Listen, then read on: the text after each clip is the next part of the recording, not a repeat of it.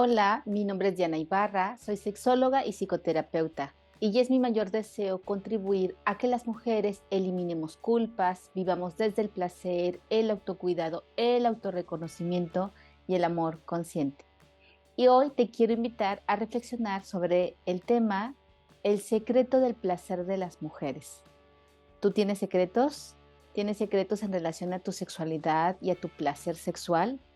Bueno, pues hoy te quiero compartir no uno, sino varios secretos que descubrí o que me compartieron en el marco de una investigación que hice en este año para concluir o como trabajo final de mi especialidad en yoga sensible al trauma. Para esta tesina hice un estudio de caso en el que tuve la oportunidad de conocer la experiencia de tres mujeres, Ana, Alma y Alicia. Por supuesto, son nombres ficticios para respetar y proteger su confidencialidad. Y pues bueno, te decía que descubrí no un secreto, sino varios secretos. Y para hacer este estudio de caso, hice una convocatoria a la cual 11 mujeres mostraron interés y contestaron el cuestionario que era necesario para saber si eran candidatas para este estudio de caso.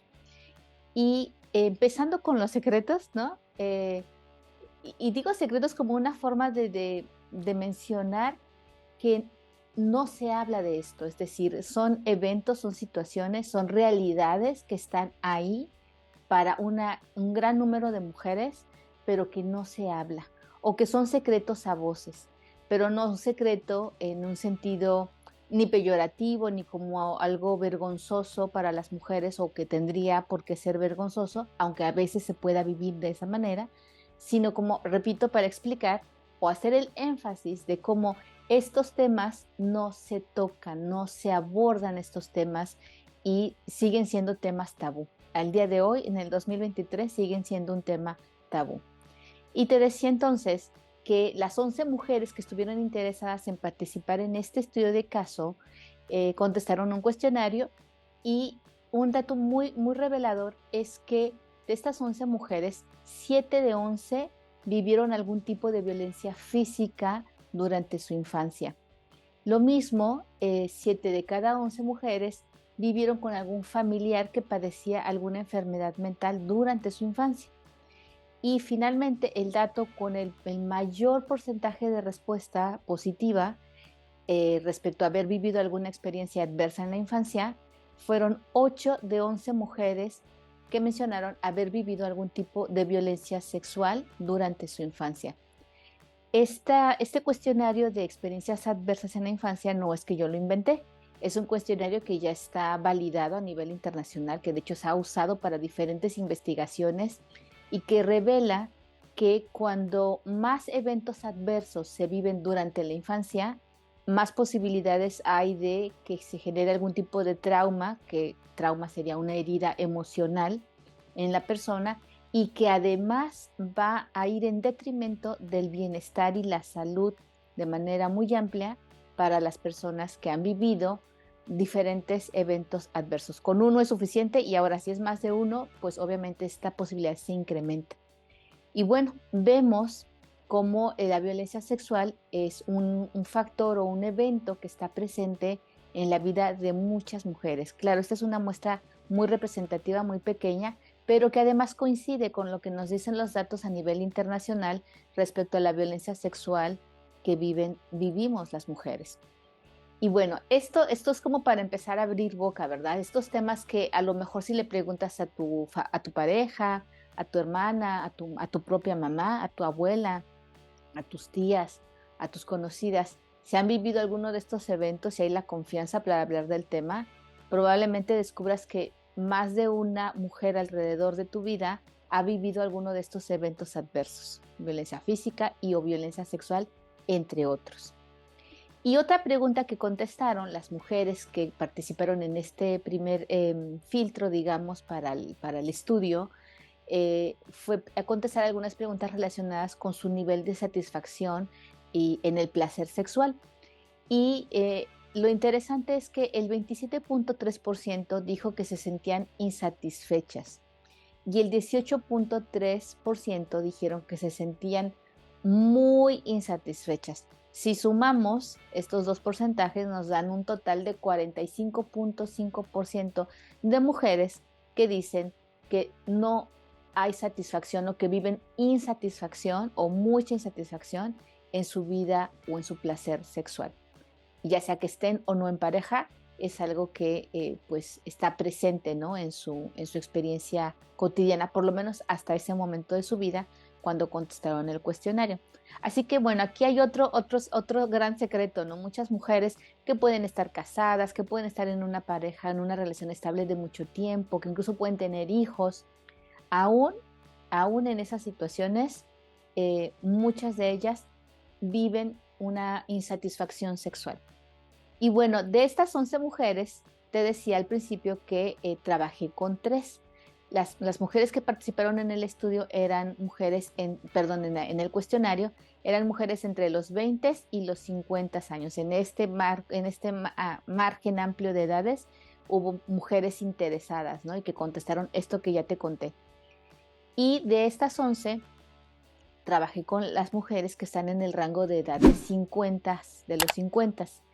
Y son las que te decía, Ana, Alma y Alondra.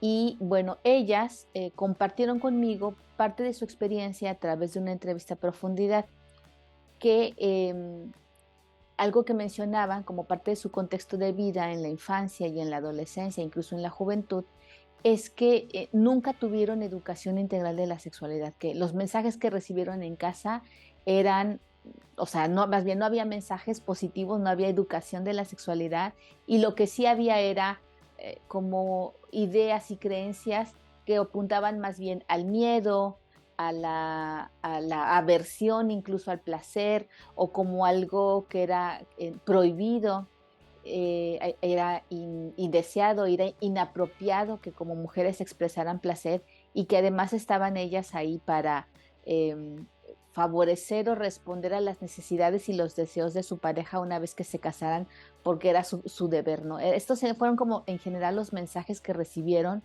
durante pues su crianza en la infancia y en la adolescencia respecto a la educación de la sexualidad y o los mensajes en relación al placer sexual de las mujeres particularmente.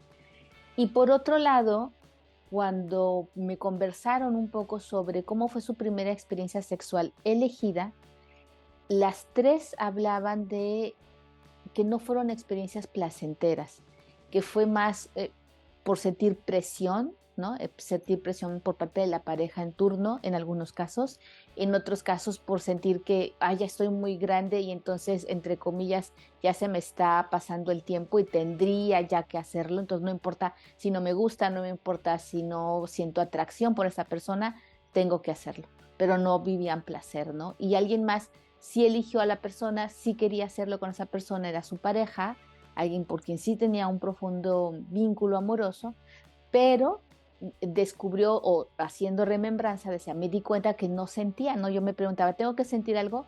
Porque no estoy sintiendo nada, ¿no? Y que le llevó mucho tiempo poder llegar a sentir algo placentero en algún momento con quien entonces ya era su esposo.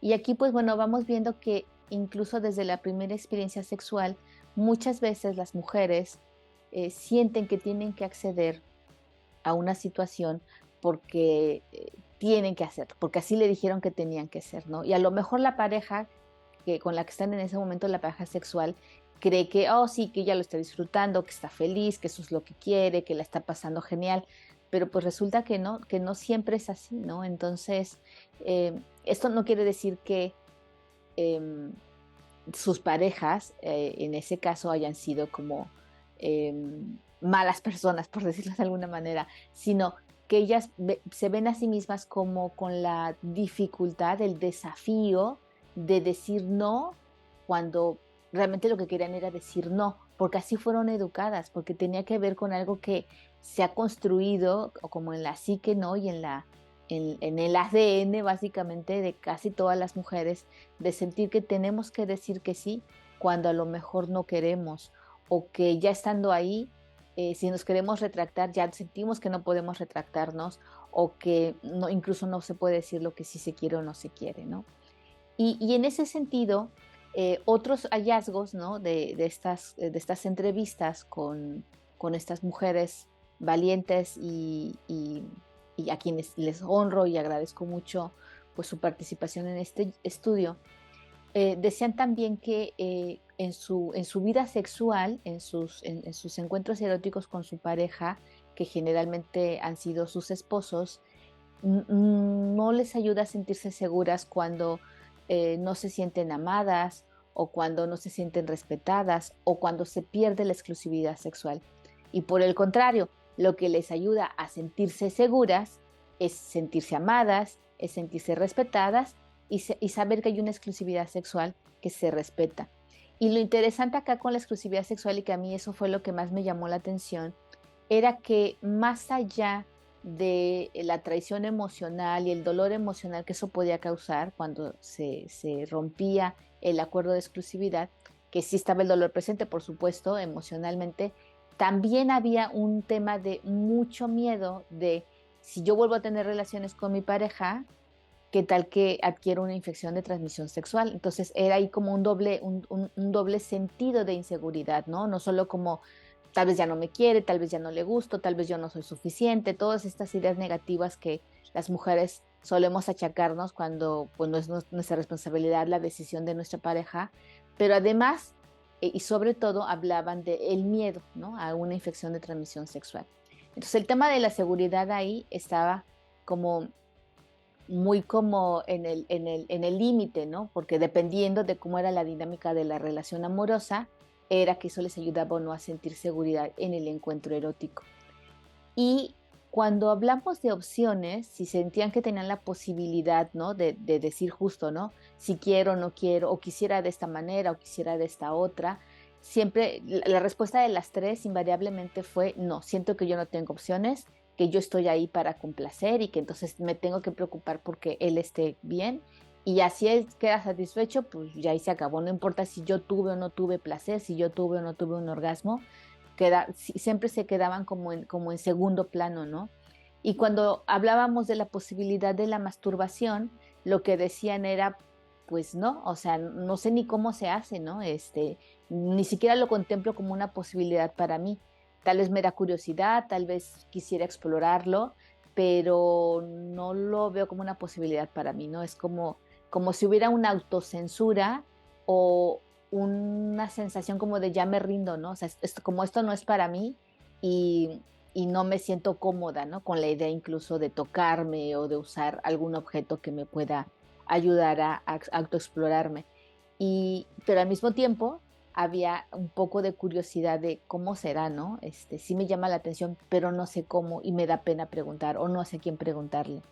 Entonces, por ahí, ¿no? Nos vamos descubriendo que otro, digamos, secreto es que muchas mujeres viven sin placer, no solo con su pareja, sino incluso consigo mismas, que ahí está como autolimitación de sentir que no tienen derecho al placer, ni siquiera de esa manera. Y luego, cuando hablamos de la conexión con el cuerpo o la conexión con su pareja, lo que repetían las tres es que más bien han vivido hasta ese momento de su vida una gran desconexión con ellas mismas, con su cuerpo, con sus sensaciones, al momento de estar en el encuentro erótico.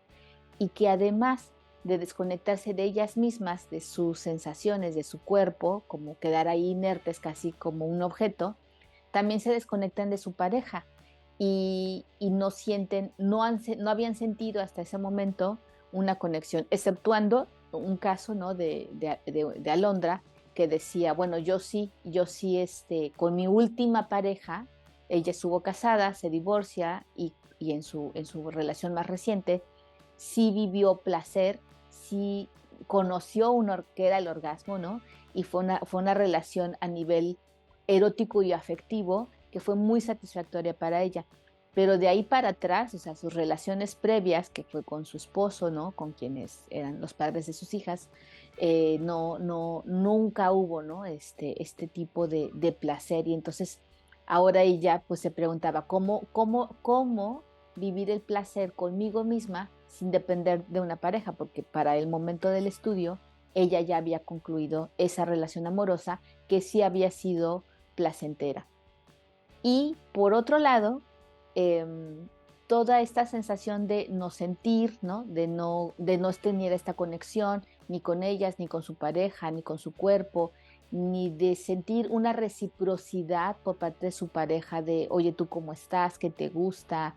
De incluso, ¿no? Se vivía estos encuentros con angustia o con vergüenza, porque cuando no sentían, cuando no expresaban la pareja, cuando llegaban a hablarlo con la pareja, era más bien desde la crítica, ¿no? Desde el juzgar, de hacerla sentir todavía peor. Entonces, las tres mencionaban que terminaban sintiendo una gran frustración por no sentir el placer que querían poder experimentar. Y esa frustración las llevaba a desistir, a decir, ya, mejor renuncio a esto, ya no me interesa, es más, mejor que mi pareja ni me busque, si no me busca incluso me siento más tranquila, o si llegamos a tener un encuentro erótico, espero que termine lo más rápido posible y una vez que termina yo ya estoy aliviada porque ya se terminó. Y entonces, lejos de volverse una experiencia placentera, se terminaba convirtiendo como, pues casi como en una obligación, ¿no? Para el otro y no para ellas, sin una posibilidad de un diálogo con ellas mismas ni un diálogo con su pareja desde una escucha empática, amorosa, respetuosa, sino más bien pues desde la crítica, ¿no?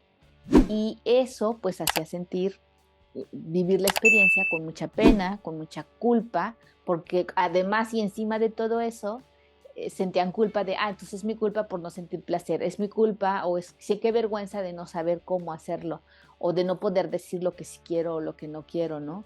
En lugar de mirarse a sí mismas de una forma más compasiva. Incluso las tres también coincidían con ideas y palabras diferentes, pero coincidían en que eran muy poco compasivas con ellas, ¿no?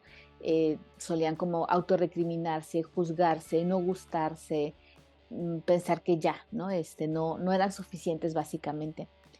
Y además de esto, se sentían como en una experiencia muy solitaria, ¿no? En el sentido de no hablarlo con nadie, repito, a veces lo hablaban con sus parejas en turno, pero desde la crítica, ¿no? Desde un señalamiento negativo, no desde algo constructivo y de yo cómo te apoyo o aquí estoy contigo validando tus emociones.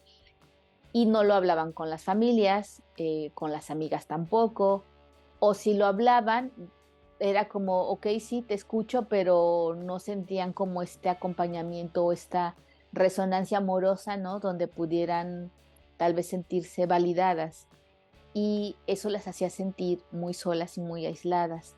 Entonces, después de las entrevistas, hicimos 10 sesiones de yoga sensible al trauma, que era pues el marco de la tesis, ¿no? O de la tesina, que era explorar si el yoga sensible al trauma podía ser una herramienta terapéutica para los desafíos que enfrentan las mujeres para vivir o experimentar el placer sexual. Y hicimos estas 10 sesiones de yoga sensible al trauma y al concluir las sesiones, los resultados, pues bueno, a mí me dejaron encantada, ¿no? Por un lado, al concluir las sesiones y hacer como el cierre de grupal, ¿no? De cómo se iban y qué les había dejado el proceso y la experiencia, por un lado, les hacía sentir, pudieron descubrir que se podían sentir seguras en su propio cuerpo, en sus propios términos, en su contexto. Pudieron descubrir que sí había una manera de sentirse seguras en su propio cuerpo. También pudieron identificar y saber que tienen opciones, que tenían la opción de elegir lo que sí querían hacer y lo que no querían hacer en cada momento durante el proceso y en las sesiones del yoga sensible al trauma. Y por otro lado, encontraron que pudieron tener una mejor conexión con sus sensaciones, una mayor conexión con su propio cuerpo. Pudieron observar, identificar que tenían sí la posibilidad de conectar con sus sensaciones, algo que hasta ese momento pues no había estado tan presente para ellas.